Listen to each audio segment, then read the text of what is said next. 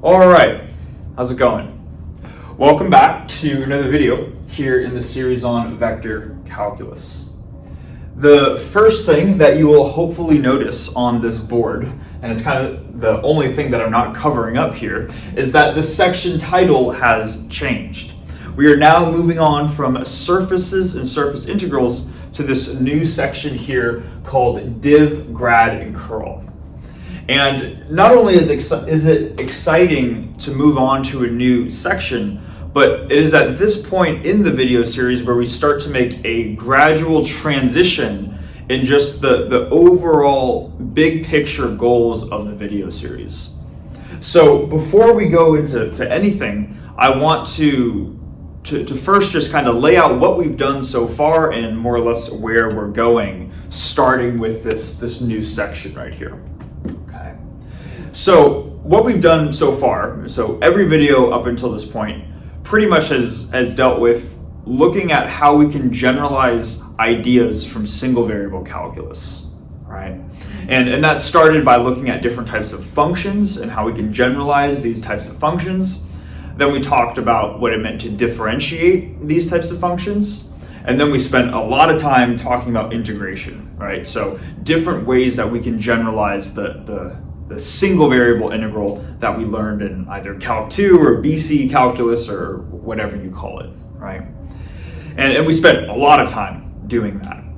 And up until the most recent video, we talked about a specific type of there's two specific types of integrals. One was a surface integral, the other was a line integral, and that is what I have right here on the board.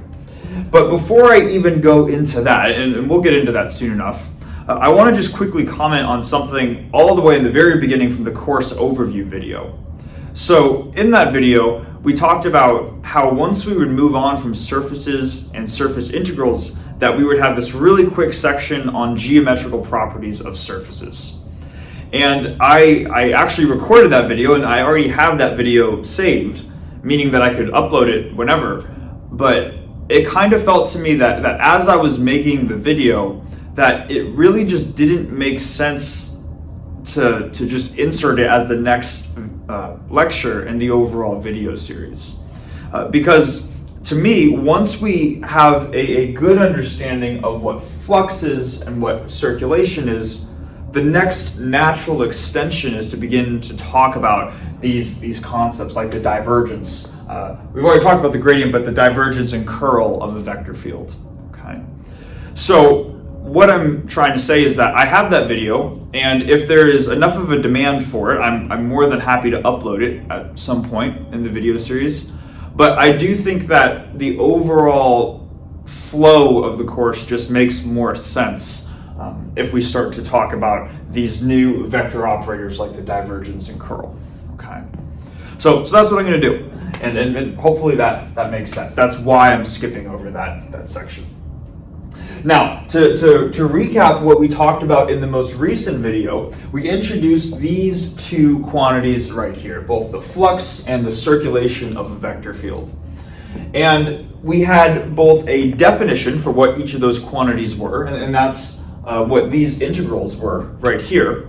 And maybe we'll just go through them. The definition of flux is a surface integral of a vector field in a dot product with the normal component of a surface element.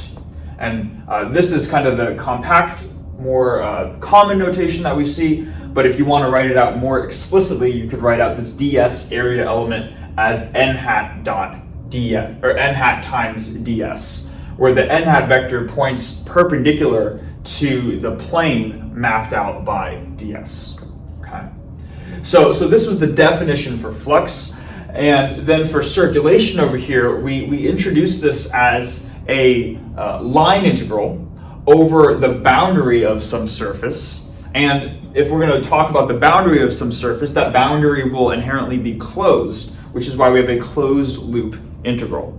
But we just said that the circulation of a vector field was this standard line integral that we've seen previously. And to write out what this dr element was, to kind of match the structure with what we had right here, we explicitly said that dr as a vector points along the path mapped out by whatever dr is. As you increment along your path, t is the tangent vector pointing just in the tangent direction at each point on the path. Okay. So definition-wise, that's what these represented. But also, I wanted to make sure that we had a good understanding of what these represented conceptually. And that's why we introduced both the flux and circulation of a vector field by posing some questions. And we saw that in the case of flux, the flux of a vector field represented how much of this vector field F, or how much stuff, flows through a given surface. And that's how we're able to conceptually think of flux and kind of use that along with our definition to help us really understand it. And then with circulation, we don't just have the definition, but we pose the question of how much stuff can flow around a given surface. And the way to mathematically model that was with the circulation of a vector field, right? So how much stuff flows through a surface versus around a surface are kind of the what we should be thinking of when we think of flux and circulation. Okay. Now it turns out that there are some additional operations or additional quantities that we can take associated with the vector field besides just its flux or its circulation, and we're going to introduce one of those quantities today.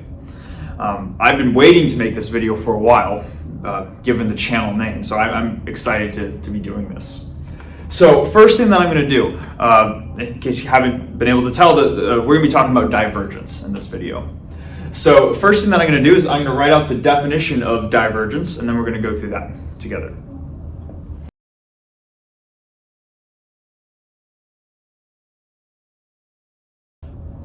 Okay, so we have the definition for the divergence of a vector field here, so let's go through it together. It says here that the divergence of a vector field F is divergence. You understand? Is it good? Any questions? No? Okay, all right, we'll move on to curl next.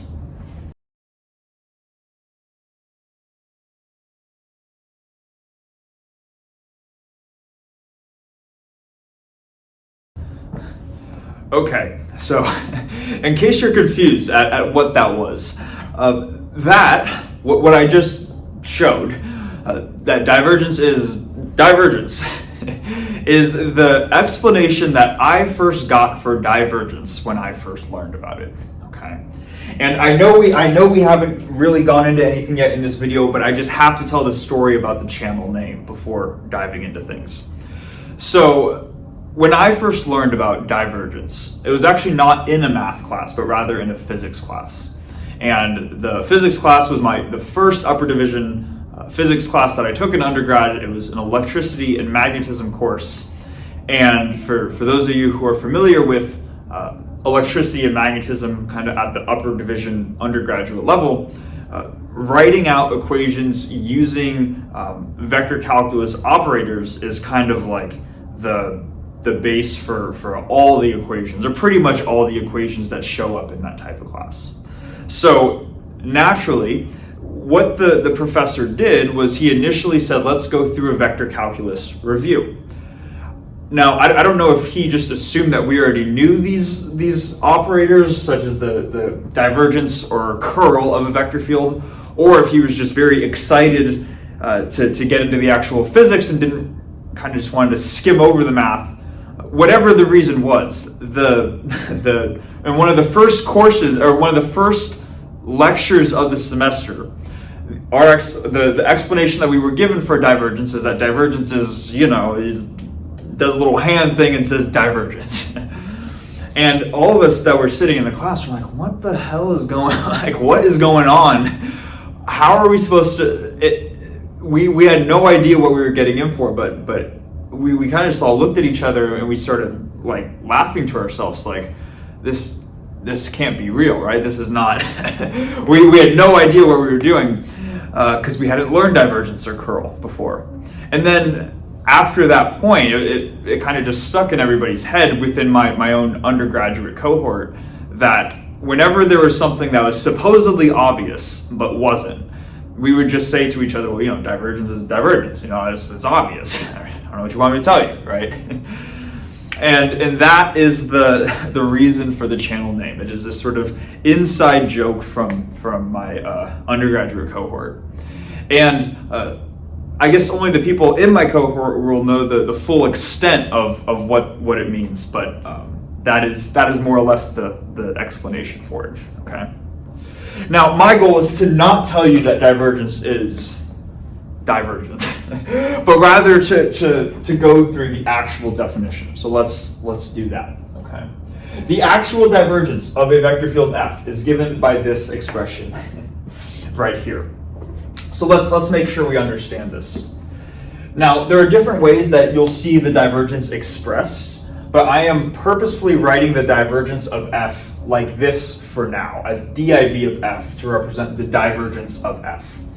The reason why I'm writing it like this will be explained later. But we can think of the divergence of a vector field as a certain limit of a familiar looking surface integral. So we have the limit as this quantity delta v goes to 0.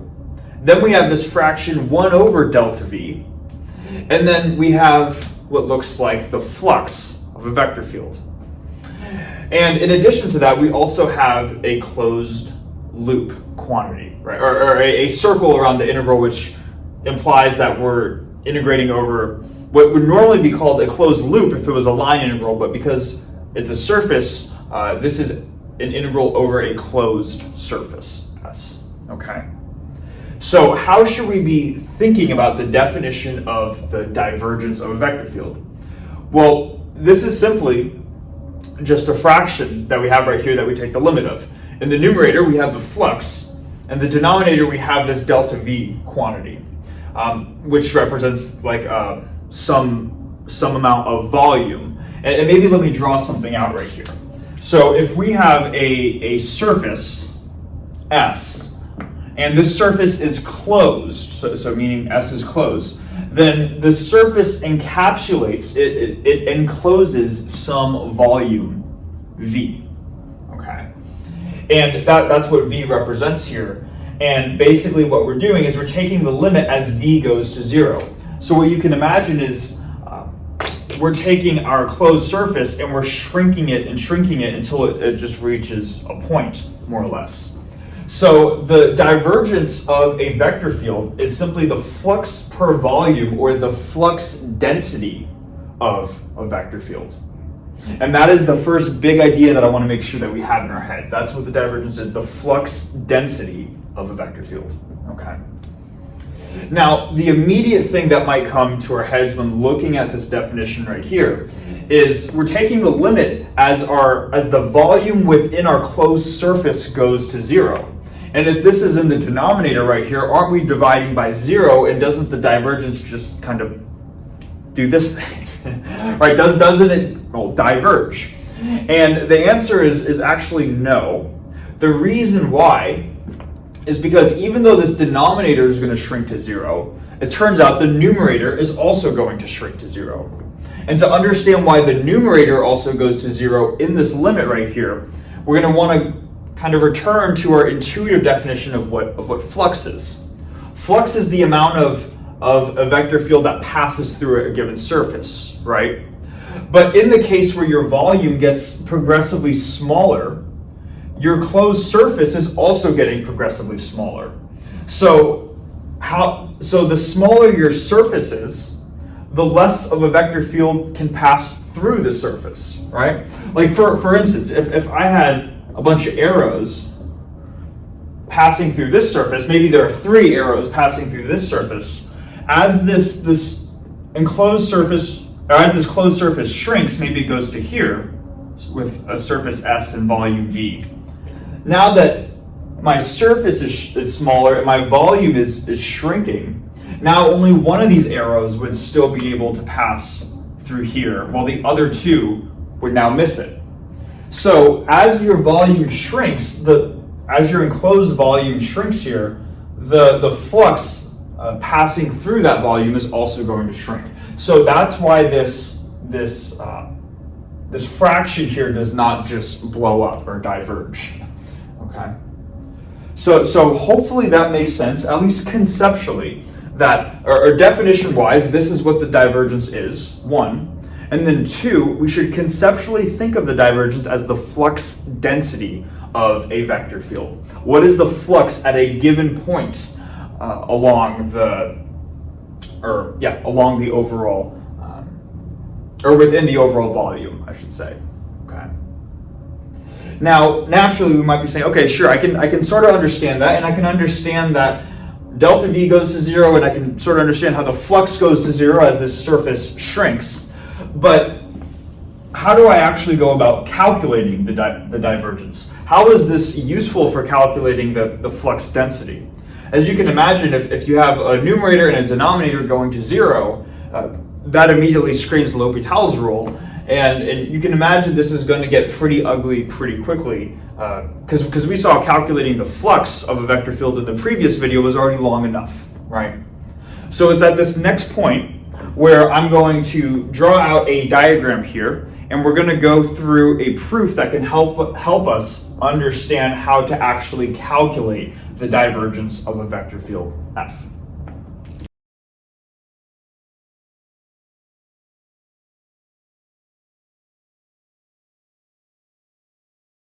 Okay, so now to actually get into some math here.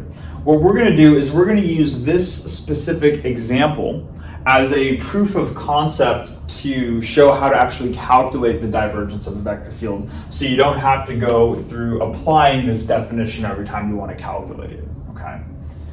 Now, I should say, just before we get into this, I'm taking this proof of concept sort of proof, or whatever you want to call it, from a textbook called Div Grad Curl and All That by H.M. Shea.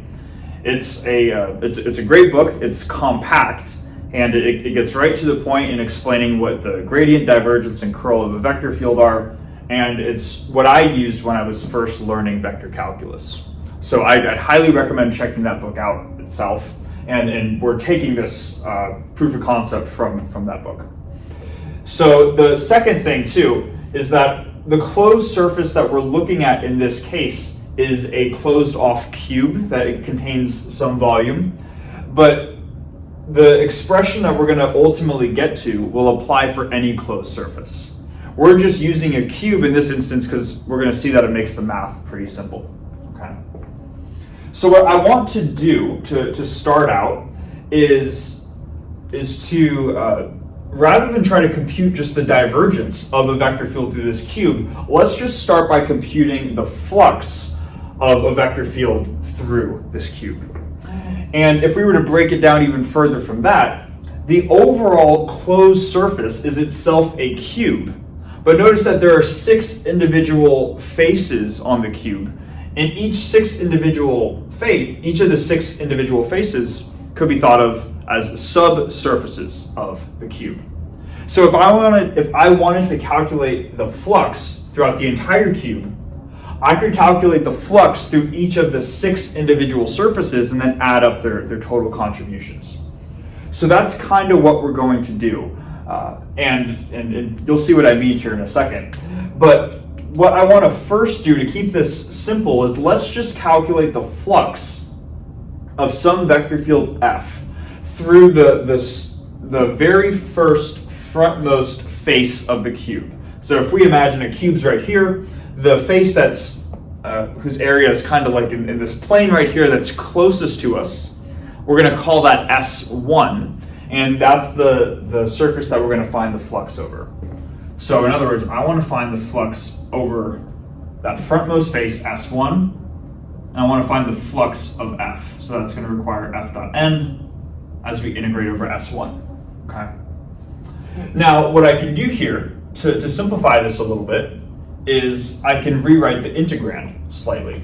So I have S1, and rather than writing F dot n hat, I know what n hat, or we can find out what n hat is because we know that we have a set of x, y, and z Cartesian coordinates right here. So if we imagine this frontmost face, the area kind of exists within this YZ plane right here.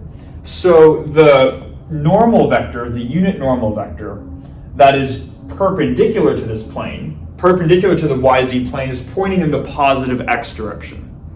So rather than writing out f dot n, I know that the unit normal pointing in the positive x direction is just the I hat vector.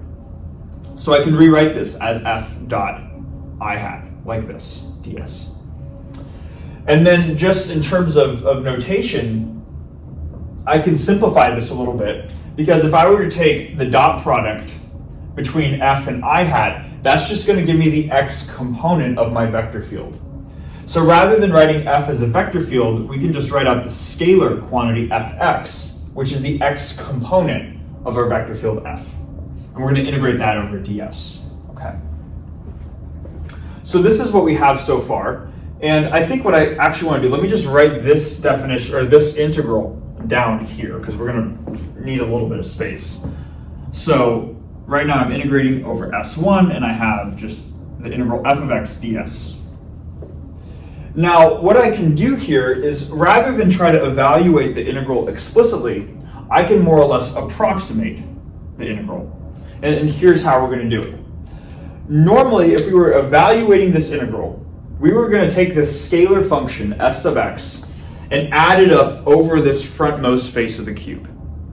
A way to approximate this quantity right here is, let's say that we want to find the value of the scalar function only at the very center of the face of the cube. So here's what I mean. If I were to take my frontmost face, S1, and just draw out a 2D version, so now this is just a 2D flat surface, S1 right here. What I could do is I could find, well, first, f of x is defined at every point along this square, but I could find the value of f sub x at this specific point, at the very center right here. And then, once I have the value at the center, then I can just multiply it by the area of this surface.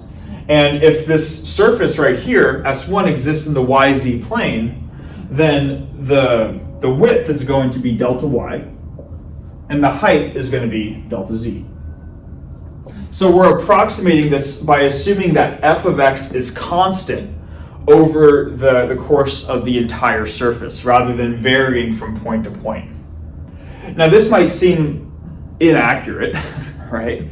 But keep in mind here that with the divergence, we're ultimately taking the limit as this area shrinks, or as this volume shrinks and goes to 0. So as the area of the surface shrinks and goes to 0, we're going to get progressively closer and closer to the centermost point. So as we shrink this volume, this approximation is going to get more and more accurate. But for now, let's just work with this approximation and first ask ourselves, well, what is the value of f sub x? What's the value of that function at the center of the surface? So what we can do is we can say we have our scalar function f of x, but we want to evaluate it at whatever the coordinates are at the center of the surface. Now we know that the center of the cube is given by x naught, y naught, z naught. So the center of this surface just moves the dot from the center of the cube kind of out to the frontmost part of the cube, right? So what I'm trying to say is that going from the center of the cube to the center of this surface only involves shifting in the delta x direction. Delta y and delta z aren't going to change. So this function here is going to have an x, y, and z coordinate. We know that the y and z coordinates are going to be given by these right here, and it's just a matter of finding the x coordinate. So we know that if at the center of the cube, the very center of the cube, it has a coordinate of x naught, when we shift to look at this point right here, which is the center of the frontmost face, that shifts it from x naught up to half of this overall length. Right? Because if delta x is the entire length from here to here, right now, more or less the point lies along, it's at the midpoint, right? So if the point lies along this little dash that I drew right here, we're going to need to move that point from here up to here. So we're going to need to move it not delta x, but delta x over 2. So f of x is going to be evaluated at our starting center point, but then we need to shift it plus delta x over 2 to move it from the very center to just the center of the frontmost face. Okay? Hopefully that makes sense. So we shift the x-coordinate, and then the y and z coordinate of this point don't change, so we still have y naught comma z naught, like this. All right, so maybe what I can do is I can say that this point at the center of S1 is given by x naught plus delta x over 2, y naught, z naught, like this. Okay. So what we're doing here is we're evaluating our function f of x at the center of the surface S1, and then we need to multiply by the entire area of the surface. Well, we know that the area of the surface has an area of delta y times delta z. So delta y times delta z, like this. And we can approximate the flux of f of x through S1 by this product right here. Okay. Hopefully that makes sense up until that point. This is at the point where if there are actually people in the room, I would absolutely be pausing for questions. So if you have a question, feel free to write it in the video, and if I see it, I'll be happy to respond to it. So this is the flux of our vector field f through S1. Let's now do something similar but through S2. So in other words, let's calculate the integral of f dot ds, the flux of f through S2. Now the natural question is, well, what is S2? And we're going to denote S2 to be the backmost surface of the cube.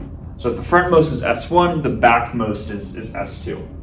And maybe what I'd recommend doing is based off of what we have here so far, try to calculate this yourself and see what you end up coming up with for the approximation. Okay, assuming that we pause the video.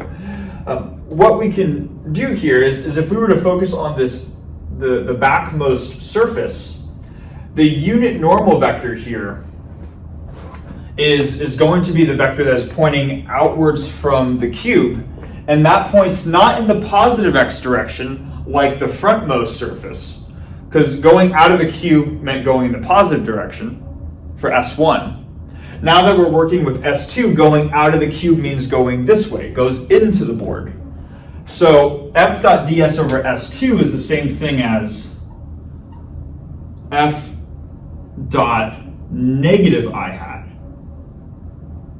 rather than positive I hat, right? Because when you go along different surfaces, different normal vector, that's going to be a different direction that points out radially outwards or normally outwards from the cube. So we have f dot negative I hat ds, and this is just the same thing as negative integral f of x ds over S2. So we have this integral right here, and we're going to do the same thing as what we did right here. We're going to approximate it with this product by evaluating f of x at the center of S2 and multiply by the area of S2. So doing the same thing, if we have S2, negative S2, f of x ds, if we have this expression right here, we can approximate that expression by our function f of x evaluated at the center of S2. Now, to find the center of S1, we needed to shift plus delta x over 2, plus half the total interval of the cube to find the shift in x. Now that we're working with S2, we need to also shift half of this total interval, but along the opposite direction. We're now going to the negative x direction to reach the back end of the cube as opposed to the front end. So rather than being x naught plus a shift of delta x over 2, we're going to have x naught minus that shift of delta x over 2. And then it has the same central y naught, z naught coordinates, like that.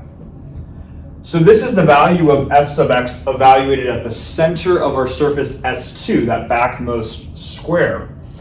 And now we're just multiplying by the area of S2, which would still have this same area of delta y, delta z. Okay. Delta y, delta z. Oh, and then a negative, right? Because this is the approximation for the integral, but we have a negative on the outside, so let me tack on a negative right there. Now, if that makes sense up until this point, I'm going to erase the board, keep this expression right here, and this expression right here on the board, so we have those, and then we'll continue working through this to ultimately get an expression for the divergence of f.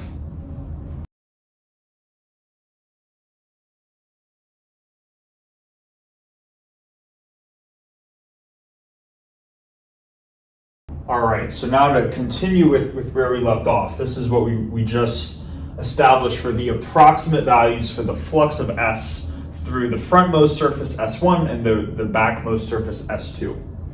What I can then do next is, because right now we really want to calculate the flux over the entire surface. We've done this for two surfaces. Let's just add up these two flux quantities together. So what I'm going to do here is I'm going to calculate the flux.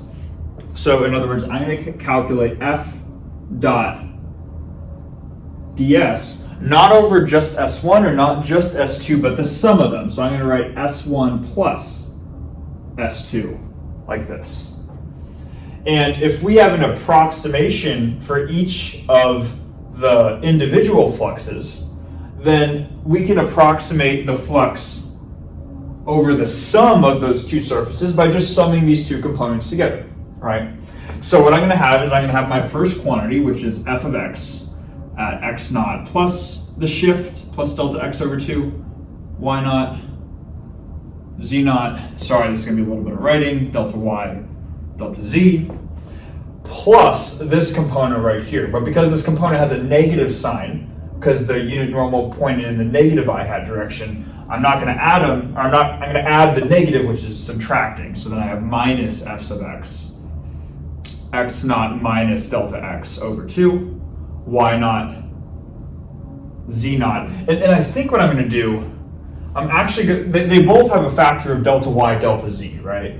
So I can write it like this, maybe put this in brackets right here.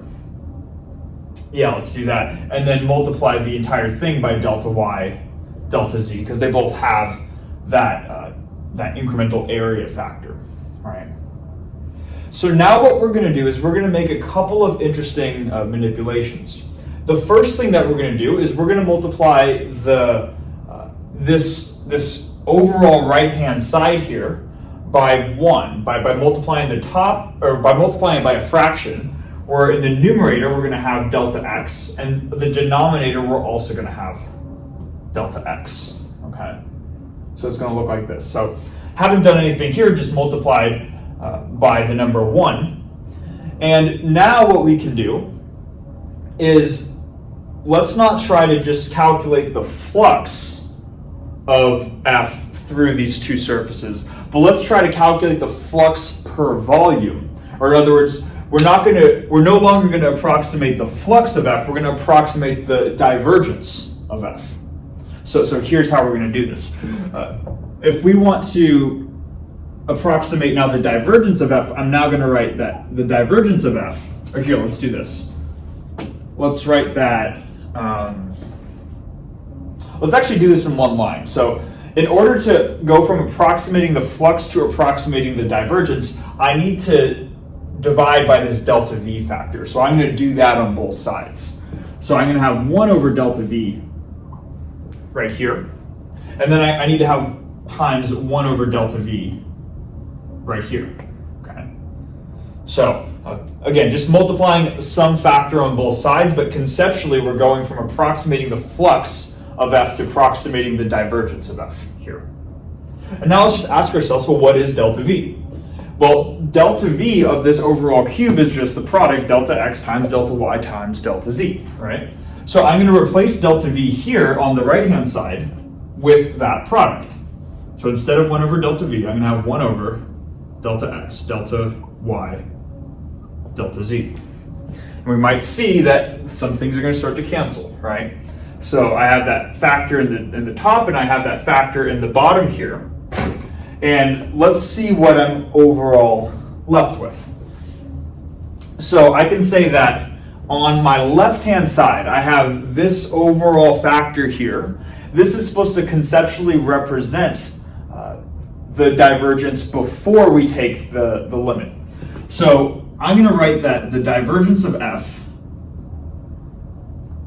is approximately this quantity right here. It's not exactly the quantity yet. Actually, let me, I don't want to get ahead of myself here. Let's stay with this for now. Let's have 1 over delta v integral over s1 plus s2, and then f dot ds like this. This is going to be approximately my term in brackets here, and that's going to act as my numerator. So I'm going to have f of x at x naught plus delta x over 2, y naught, z naught, minus this quantity, so minus f of x at x minus delta, or x naught minus delta x over 2, y naught, z naught. So just taking this term that I have here in brackets, I'm going to use that as my numerator, because a lot of stuff canceled over here, but I still have this delta x factor that did not cancel in the denominator. So I still have delta x over here, like this. And it's at this point where I am now going to take the limit as delta v approaches 0 here. So if I take the limit on the left-hand side, the limit as delta v goes to 0, this expression here now becomes the divergence. And then we need to take the limit as delta v goes to 0 here. But let's ask ourselves what that corresponds to, right? We said that delta v was the product delta x, delta y, delta z. But notice now in this new line, there aren't any delta y's and there aren't any delta z's. Why? Because they canceled right here. All of the factors canceled. So the only thing that we have a delta of anything is delta x. So by taking delta v goes to 0 on the left-hand side, that corresponds to taking delta x goes to 0 on the right-hand side.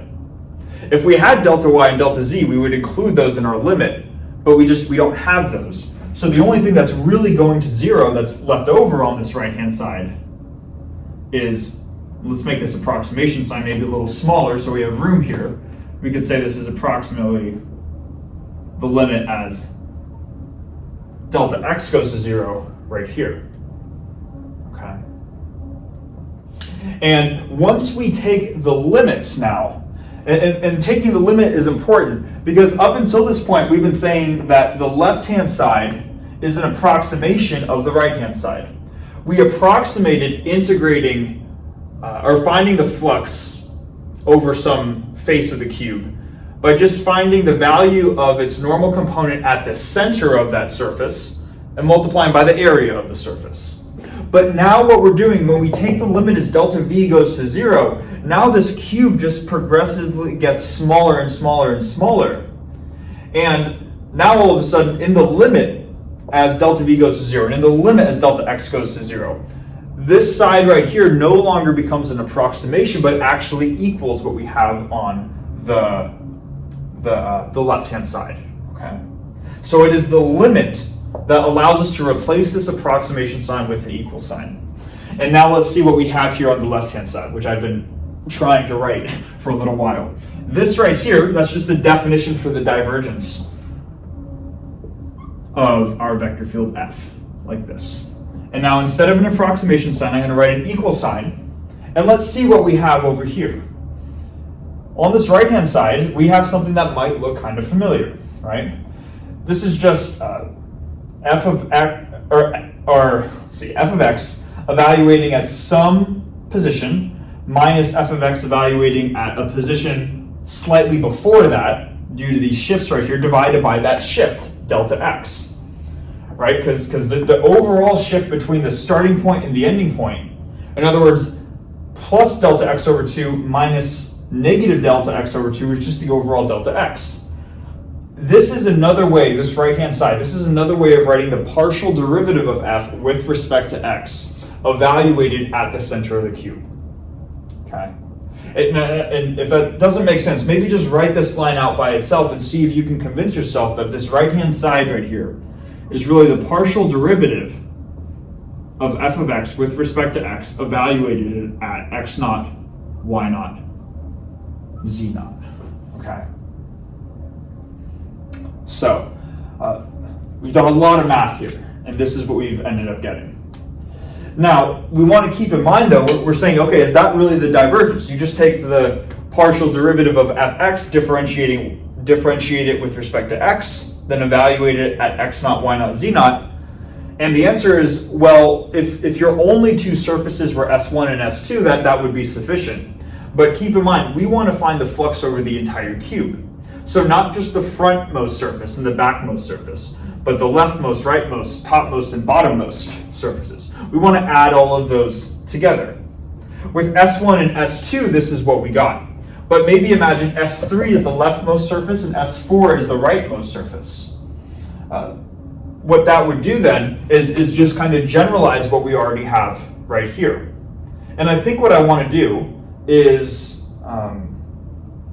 I want to erase most of what I have, or actually let's just erase this right here, our approximations. I want to kind of keep what we have here up on the board. And this shouldn't take too long, so I won't fast forward through it. But here's what I'm trying to say. We ultimately, at the beginning, wanted to compute the flux of F over the entire surface S.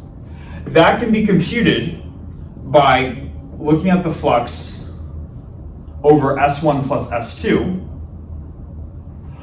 plus the flux of S3 plus S4 plus one final term, right, which would be the flux of S5 plus S6. And with this component right here, what we got was partial f sub x, partial x. Now I'm going to add a plus sign. We can ask ourselves, what do we think we would get with this component? If this represents the left and rightmost surfaces, well, just by generalizing this, then we would get partial f sub y, partial y, like this. And then if I add a plus sign, finally, you can imagine what I'd probably get right here. I'd get partial f z, partial z, like this. And this is looking a little bit messy, admittedly. So I think what I want to do now is just erase kind of this middle component and write out the main punchline, what we should be taking away. And kind of, if you only take away one thing from this video, aside from the fact that the divergence is the flux per volume, it's how do you calculate the divergence. Let's write it out right here. So we can say that the divergence of a vector field F is going to be equal to partial f sub x, partial x, plus partial f sub y, partial y, plus partial f sub z, partial z. And then you evaluate each of these points at the center of the surface, x naught, comma, y naught, comma, z naught. Okay. So let's box this. This is the big equation right here. All right. Hopefully that makes sense. Now, let's just think of what is, we've done a lot of math now, right? So what does this actually tell us? What this tells us is that from the definition, the divergence is the flux per volume of a given closed surface. But an easier way to calculate the divergence of F is to take whatever your vector field is, F, and look at its components. So look at its x, y, and z components, and then just take the respective derivatives where you're differentiating with respect to the same coordinate that you're finding the component of. So partial f sub x with respect to x, plus partial f sub y with respect to y, plus partial f sub z with respect to z. if you compute these partial derivatives and sum them up together, that is equivalent to finding the flux per volume, which is what the divergence is. Okay. And you're going to see through an example that this expression is much easier to apply than this one. But it is this definition here, almost ironically enough, it's the definition that helps us understand intuitively what the divergence is better than this expression. Now, one more thing that I want to, or actually two more quick things that I want to point out here. I have purposefully written the divergence of f as div of f, the divergence of f, like this. Another and the most common way that you're going to see the divergence of f expressed is actually not through this expression right here, but rather del dot f, like this. So nabla dot f. And this is the I guess the logo for the channel. This gradient in a dot is the divergence operator, and hopefully this kind of makes sense, right? Because we can think of this del operator right here, the upside down triangle, as the derivative of x times I hat plus the partial derivative of y times j hat plus the partial derivative or partial z derivative times k hat, right? And if we were to take a dot product of this vector operator with a vector field, you would have, if this is del, then we could also write our vector field f as f sub x I hat plus f sub y j hat plus f sub z k hat, like this. Just imagine you take a dot product, you're going to get this exact same thing right here. Okay.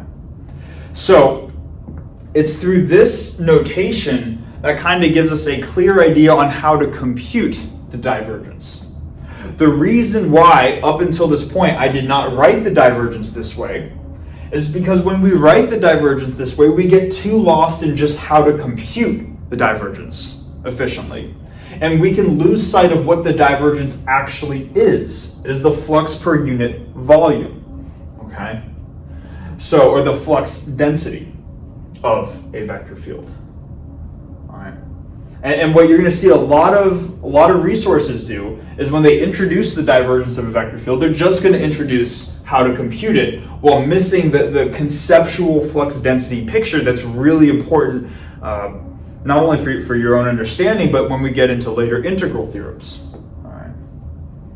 So hopefully this makes sense. This was, I guess, the first thing that I wanted to show. The second thing is when we use this in Einstein's summation notation. We're going to be using this for various problems throughout the video series in the problem sets. So I just want to express how the divergence gets written out in that notation. So the gradient sign, or the nabla sign, I should say, typically, it's a vector quantity, right? Meaning that it's going to have a single index associated with it, and each quantity, or each component of our vector del here, is itself a partial derivative. So the way that we can denote the ith component of the del operator in Einstein's summation notation is we can write partial sub I, like this.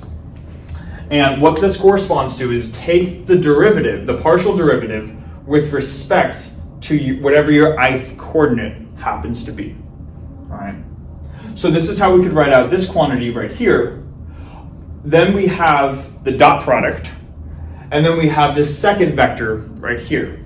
And because this vector field f here, it's a vector, it's also going to have one component in Einstein's summation notation. And the way that we could write out any component, the ith component of f is f sub I. Now, we want to keep in mind here that del dot f inherently returns a scalar quantity. And as we can see right here, there are no vectors in the overall definition of the divergence, okay? So the divergence takes in a vector field and spits out a scalar quantity. So we want in Einstein's summation notation, we want that to be represented. This quantity cannot have a single index as the overall result, because a single unique index would represent a vector quantity. So that's why we have I match up with I right here. Because when I matches up with I, there is an inherent summation over I. And that's really what we're doing. We're saying let's take the ith component of f and take the partial derivative of that with respect to the ith variable, and then add those up together. So not only does the repeated index indicate the summation that we see right here, that also ensures that this is a scalar output, which is what you want here with the divergence. Okay. So main takeaways. I know I'm saying a lot. The divergence we're going to see is written like this. Definition is this, the flux density. It can be easily computed through this expression right here. And in Einstein's summation notation, this is how we would express the divergence of f. All right. It's a lot, I know. But what I want to do now is to erase the board, and then we'll just go through a simple example of how to compute the divergence of a vector field, and then we'll call it for this video.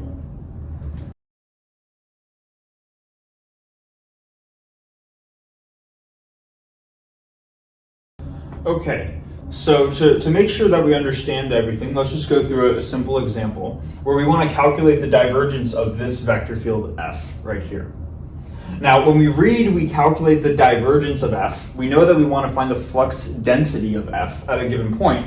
But the way that we can do that is through that sum of partial derivatives that we saw in the previous whiteboard. So we can say that the divergence of f, which going forward we're going to write like this. This is equal to, or the way that we can easily calculate it is partial f sub x partial x plus partial f sub y partial y plus partial f sub z partial z. Okay. And now let's just ask ourselves, well, how do we compute these derivatives, right? And we're given a specific expression for the vector field f, so this will be hopefully straightforward to compute. For this first partial derivative, we want to take the partial derivative with respect to x, and we're differentiating f sub x. That is just the x component of this vector. The vector field in this case is written like this, but you could also write this vector field as x e to the z I hat plus y squared sine x j hat plus x y z k hat. Those are equivalent ways of writing the vector field f. So what I'm trying to say is that this is really just the f sub x component of the vector field. So we differentiate this quantity with respect to x, and that's this derivative. Then we add the y derivative, so we're differentiating with respect to y, of the y component of f. And in this case, the y component of f is this quantity, y squared sine of x like this. And then finally, we're going to add on the z derivative of this z component of f, which is just x, y, z. And then it's just computing the derivatives, right? So for this first derivative, everything is a constant except for x, so it's like a constant times x, meaning that the partial derivative just gives us e to the z. And then we add on the second derivative, which when differentiating with respect to y is just differentiating this y squared component. That's going to give us 2y sine of x plus taking the z derivative of this component just gives us xy like this. And now we've found the divergence of our vector field for any value of x, y, and z. And if you wanted to find the divergence at a specific point, at a specific set of x, y, z coordinates, you would just plug in, maybe you call it x naught, y naught, z naught. You plug in x naught right here, you plug in y naught right here, and z naught right there. Okay. And notice that this expression right here, that the sum of partial derivatives, this is a very straightforward way for calculating the flux of this vector field right here. It didn't require us to set up some cube or just it didn't require us to create some sort of closed surface, calculate the flux over that closed surface, and then divide by the volume of that closed surface, and then take the limit of that fraction. You just sum up some partial derivatives. That's it. So this is the power in this expression right here. I just want to make sure that we're not getting lost in what the divergence is. It really is the flux per volume at a given point. And yeah, this is just a means for calculating it. Okay. So I want to stop right there. I feel like just going through the divergence is enough in itself for a video. In the next video, you can imagine, we do the divergence. In this video, we've talked about gradients before, gradients of a scalar function. The next vector operator we're going to tackle is the curl, and we'll talk all about that in the next video. So yeah, thanks so much for watching, and yeah, see you then.